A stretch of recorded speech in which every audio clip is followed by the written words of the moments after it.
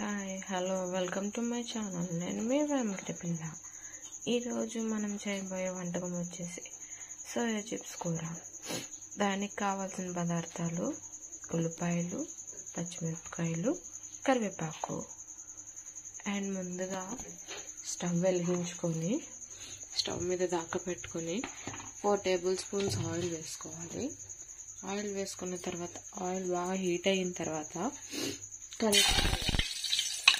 కరివేపాకు వేసిన తర్వాత కరివేపాకు చిటపటమన్నాక ఈ ఉల్లిపాయ ముక్కలు అందులో వేయాలి. ఉల్లిపాయ ముక్కలు, పచ్చిమిర్చి ఇవన్నీ అందులో వేసేయాలి.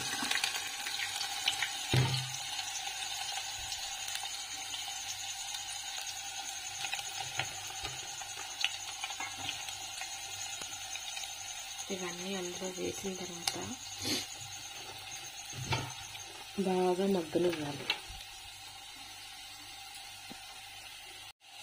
ఉల్లిపాయ ముక్కల్ని బాగా కలుపుకొని వీటి మీద మూత పెట్టేసుకోవాలి. ఈ ఉల్లిపాయ ముక్కలు మగ్గేలోపు ఒక గిన్నె తీసుకొని గిన్నెలో వాటర్ వేసుకోవాలి. ఈ వాటర్లో ఈ సోయా చిప్స్ని నానబెట్టాలి. ఒక 10 నిమిషాలు నానబెడితే ఇవనేవి మెత్తగా అయిపోతాయి. సోయా చిప్స్ మెత్తగా అయిపోయిన తర్వాత ఉల్లిపాయ ముక్కలు ఈ విధంగా వచ్చిన తర్వాత బాగా మగ్గిపోయి ఇలా ఈ కలర్లోకి వచ్చిన తర్వాత ఈ సోయా చిప్స్ నానబెట్టాం కదా, ఇవి ఫుల్గా మెత్తగా అయిపోయినాయి.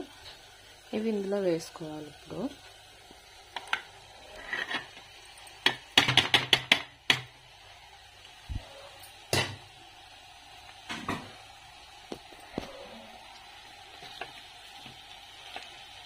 వీటిని ఉల్లిపాయ ముక్కలు ఇవి బాగా మిక్స్ అయ్యేలా కలుపుకోవాలి.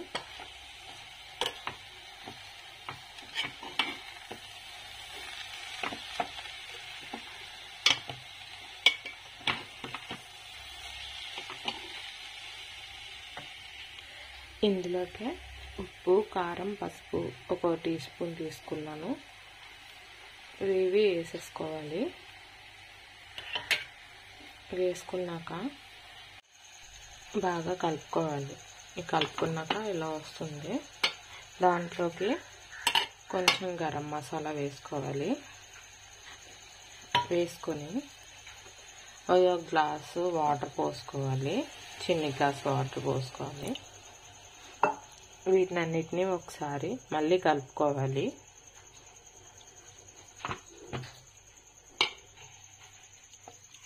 ఇలా కలుపుకున్నాక దీని మీద మూత పెట్టేసి మనం వేసిన ఈ వాటర్ ఉన్నాయి కదా, ఈ వాటర్ అన్నీ కూడా ఈ ముక్కల్లోకి పట్టే విధంగా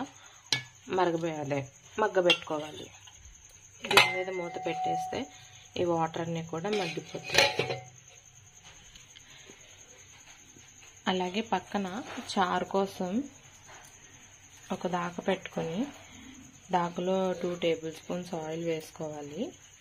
చారు తాలింపుకు కావాల్సిన జీలకర్ర, వాము, మెంతులు, ఆవాలు, పసుపు, కరివేపాకు, ఎండుమిర్చి, ఉల్లిపాయలు. నేను ఎప్పుడు ఇలాగే చేస్తాను చారుని. వీటన్నిటిని ఈ మరిగే నూనెలో వేయాలి.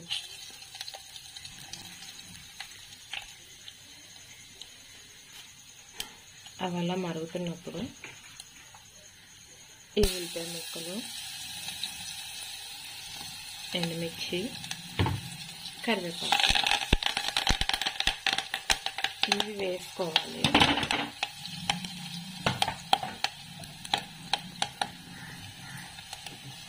వేసుకున్నాక ఈ చింతపండు వాటర్ని ఇందులో వేసుకొని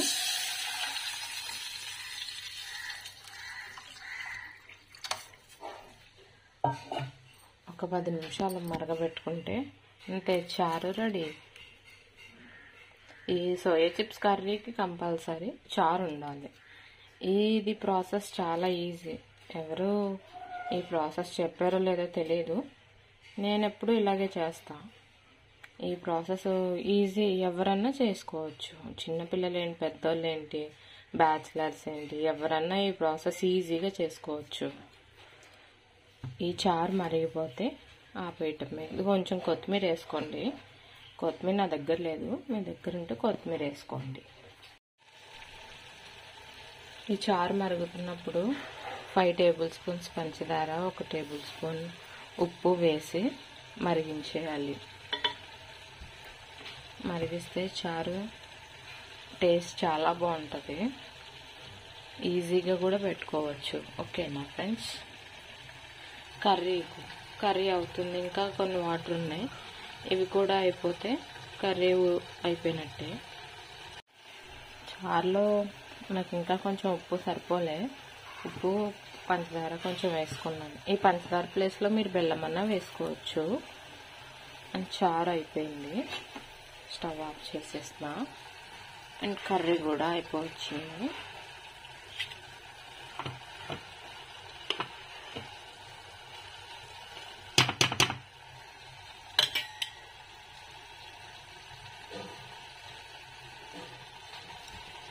ఇందులో వాటర్ని ఈ స్టేజ్లో ఉన్నప్పుడు కట్టేసుకుంటే ఈ వాటర్ అంతా కూడా ఈ సోయా చిప్స్ ముక్కలకి బాగా ఇంకిపోతుంది.